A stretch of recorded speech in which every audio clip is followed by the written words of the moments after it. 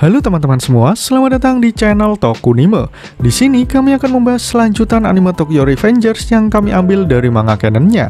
Sehingga bagi teman-teman yang hanya ingin menonton dari animenya saja, saya sarankan untuk berhenti menonton sampai di sini. Namun jika kalian tidak keberatan dengan spoiler yang ada, maka kalian menonton konten yang tepat. Pada episode sebelumnya, kita dijelaskan alasan Maiki mengeluarkan Kisaki dari Tauman. Maiki sebenarnya sudah membiarkan Kisaki menggunakan cara licik untuk membesarkan nama Tauman. Namun untuk kejadian di hari Natal, Maiki sudah tidak bisa mentoleransi perbuatan Kisaki. Karena jika hal itu ia lakukan terus-menerus, maka semua mimpi Maiki untuk menciptakan era baru tidak akan tercapai.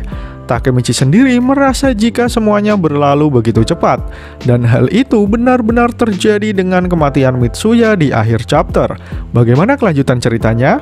Mari langsung saja kita bahas alur cerita Tokyo Revengers episode kali ini.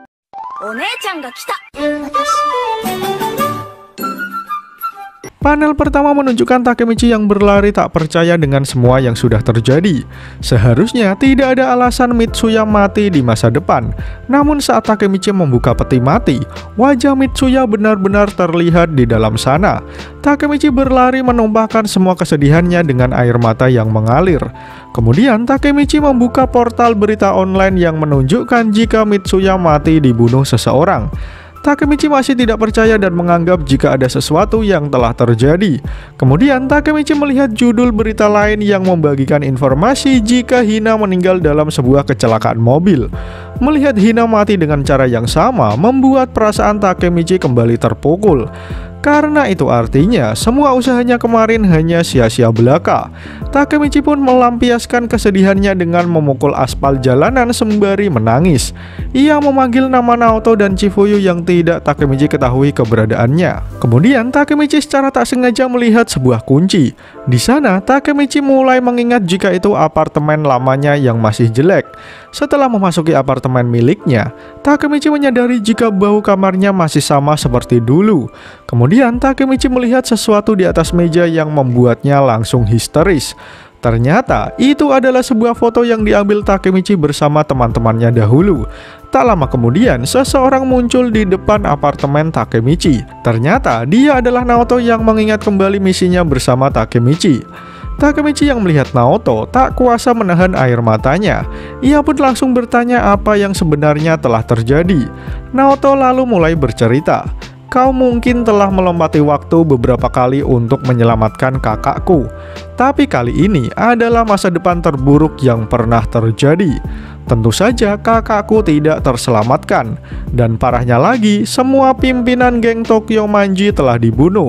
Chifuyu ditembak mati. Hakai Shiba dibakar sampai mati. Draken ditusuk dan Mitsuya dicekik. Kajutora dan semua anggota lainnya juga telah dibunuh. Bahkan Kisaki juga terbunuh. Takemichi yang mendengar hal itu masih belum memahami apa yang sebenarnya terjadi hingga membuat semuanya mati. Namun Naoto mengatakan jika pelakunya masih hidup dan berkeliaran. Lalu Takemichi bertanya tentang keberadaan Maiki. Apakah ia dibunuh juga? Namun Naoto menjawab dengan tegas jika pelaku yang bertanggung jawab atas semua pembunuhan yang terjadi adalah Sano Manjiro. Takemichi yang mendengarnya langsung shock dan menyuruh Naoto untuk tidak bercanda. Karena ia yakin jika Maiki tidak akan melakukan hal tersebut. Namun Naoto sendiri juga ingin mengetahui kebenaran yang telah terjadi. Oleh sebab itu hanya Takemichi sendirilah yang bisa membantunya.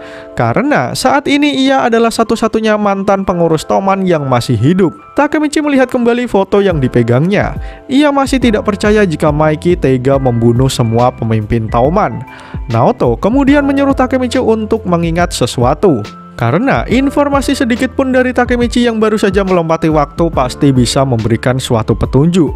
Naoto berkata jika mungkin saja sesuatu yang Takemichi lakukan di masa lalu menyebabkan perubahan besar di masa kini. Takemichi sedikit berteriak kepada Naoto.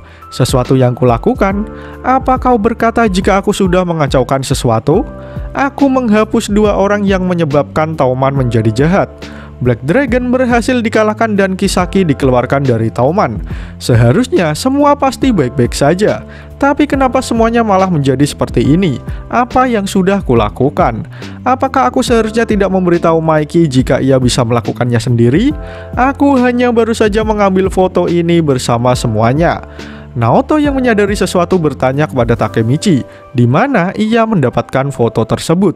Takemichi pun menjawab jika ia mendapatkan foto tersebut di atas mejanya. Kemudian Takemichi mengambil surat yang menjadi amplop dari foto tersebut. Naoto yang melihat surat tersebut segera menyadari jika cap pos dari surat itu bukan berasal dari Jepang, melainkan berasal dari Filipina. Takemichi pun langsung menyadari jika Maiki pasti adalah orang yang mengirim surat tersebut. Tanpa pikir panjang, Takemichi langsung memesan tiket pesawat dan terbang menuju Filipina. Setelah terbang beberapa jam dari Jepang, Takemichi akhirnya sampai di sebuah bangunan tua yang hampir roboh. Surat yang tempo hari ia temukan berisi alamat dan juga pesan yang menyuruh Takemichi untuk pergi ke tempat tersebut. Dari sana, Takemichi yakin jika pengirimnya adalah Maiki. Namun tidak ada kepastian Takemichi bisa menemukannya di sana. Tetapi jika ia berhasil menemukannya, ini akan menjadi pertemuan pertama antara Takemichi dan Maiki di masa depan. Takemichi mulai berjalan memasuki reruntuhan bangunan tersebut. Namun karena gedung itu sangat luas, Takemichi menjadi bingung apa yang harus dikatakannya jika ia bertemu dengan Maiki. Tidak mungkin dia tidak berubah. Bagaimanapun, Maiki mungkin telah membunuh semua orang. Maiki di masa kini bukanlah orang yang kukenal sebelumnya. Dia mungkin telah berubah setelah 12 tahun. Aku datang ke sini karena aku siap menemuinya. Namun, bukankah itu membuat diriku dalam bahaya? Dia mungkin saja langsung membunuhku saat kita bertemu. Apa mungkin Maiki memanggilku ke sini hanya untuk membunuhku? Semua pertanyaan melintas di kepala Takemichi. Namun ia tetap berjalan menyusuri setiap reruntuhan di bangunan tersebut. Kemudian Takemichi melihat tumpukan motor yang berada di dalam reruntuhan bangunan. Hal itu mengingatkan Takemichi atas perkataan Maiki sebelumnya ketika ia memberikannya sebuah motor. Takemichi mulai menyadari jika kakak Maiki mungkin menemukan mesin babu di tempat ini. Hal itu membuat Takemichi sedikit merasa haru. Tapi tiba-tiba Takemichi mendengar jika ada seseorang yang memanggil namanya. Takemichi pun menoleh ke sumber suara sehingga ia bisa melihat orang tersebut. Dan ternyata orang itu adalah Maiki yang sedang duduk menanti kedatangan Takemichi. Merasa tidak ada yang berubah dari diri Maiki setelah melihat kedua matanya. Kalimat pertama yang keluar dari mulut Takemichi adalah pertanyaan mengenai kabar dari Maiki selama ini. Sembari menangis, Takemichi berkata jika akhirnya ia menemukan Maiki. Karena tak kuasa menahan air matanya, Takemichi terpaksa menangis di depan Maiki. Di sana Maiki bertanya, "Kau masih saja cengeng ya?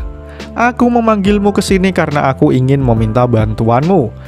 Datang ke tempat ini membuatku teringat akan kakakku, dan kenangan-kenangannya pun mulai datang kembali. Aku berkelahi dengan banyak orang saat masih kecil, datang untuk memahami mereka, tertawa dengan mereka, dan menangis juga dengan mereka. Itu membuatku berpikir tentang bagaimana Toman tumbuh. Aku merindukannya." Mendengar semua perkataan Maiki, Takemichi berpikir jika Maiki masih sama seperti dirinya yang dulu. Ia tidak mungkin membunuh Mitsuya dan yang lainnya. Namun tiba-tiba Maiki berkata, "Toman pergi dan berubah. Hei Takemichi, kenapa kau meninggalkan Toman? Padahal aku ingin kau tinggal bersamaku. Aku ingin dimarahimu sama seperti apa yang kakakku lakukan. Entah bagaimana kau terus berjalan sendiri, namun aku tidak bisa menahannya. Aku tidak bisa berhenti kehilangan diriku sendiri." Mendengar ucapan Maiki, Takemichi masih tidak bisa memahami semua perkataannya, sehingga membuat Maiki bercerita kembali. "Saat itu aku mencoba menahanmu pergi dari Toman, tetapi Draken menyuruhku untuk berhenti. Mitsuya juga setuju dengan pendapat Draken, karena ia berpikir jika Takemichi sudah tidak cocok dengan arah yang Toman tuju." Setelah mengatakan itu, Draken dan Mitsuya langsung berlutut di depan Maiki. Dengan menunduk, Draken berkata, "Maiki, jalan yang kau pilih adalah jalan yang penuh kekerasan. Aku dan Mitsuya akan memberikan nyawa kami untukmu. Itu adalah keputusan kami berdua." Lalu Mitsuya menambahi, "Kita sudah berhutang banyak kepada Takemichi. Aku tidak ingin dia menjadi seperti kita. Tolong jangan seret dia kembali untuk masuk ke dunia ini." Takemichi pun kembali menangis mendengar cerita Maiki tentang Draken dan juga Mitsuya. Takemichi lalu bertanya, apakah mereka berdua mengatakan semua itu? Maiki pun menjawab, "Ya, mereka berdua memang yang terbaik, dan aku membunuh mereka." Takemichi berteriak histeris tak percaya dengan pengakuan yang dikatakan Maiki. Namun Maiki berkata, "Hei Takemichi, Toman yang lama sudah tidak ada lagi. Itu karena aku sudah membunuh mereka semua. Jadi aku memintamu untuk mengakhiri semua ini. Bunuhlah aku, Takemichi. Maiki mengatakan semua perkataan menyedihkan itu dengan ekspresi yang sangat serius. Sementara Takemichi sendiri tidak sanggup lagi untuk menahan air mata yang keluar begitu deras. Dan chapter pun berakhir. Pada chapter kali ini, kita mendapati fakta bahwa pelaku dari semua pembunuhan petinggi Toman adalah Maiki. Berdasarkan petunjuk surat yang didapatkan Takemichi, ia langsung pergi menuju reruntuhan bangunan yang ada di Filipina. Di sana, untuk pertama kali Takemichi bertemu dengan Maiki di masa depan. Walaupun tatapan Maiki tidak ada yang berubah setelah 12 tahun, Takemichi masih tak sanggup menerima pengakuan Maiki yang menjadi pelaku atas terbunuhnya semua pengurus Toman. Dan ternyata, tujuan Maiki memanggil Takemichi tidak lain tidak bukan supaya Takemichi dapat membunuhnya. Menarik untuk menanti bagaimana kelanjutan cerita Tokyo Revengers di chapter selanjutnya. Jika kalian suka dengan pembahasan kali ini, jangan lupa share video ini ke sosial media kalian ya. Atau jika ada request, kritik, dan saran, langsung saja sampaikan di kolom komentar di bawah. Karena kritik dan saran kalian akan membuat channel ini terus berkembang. Akhir kata, terima kasih sudah menonton video ini hingga akhir. Sampai jumpa di video selanjutnya.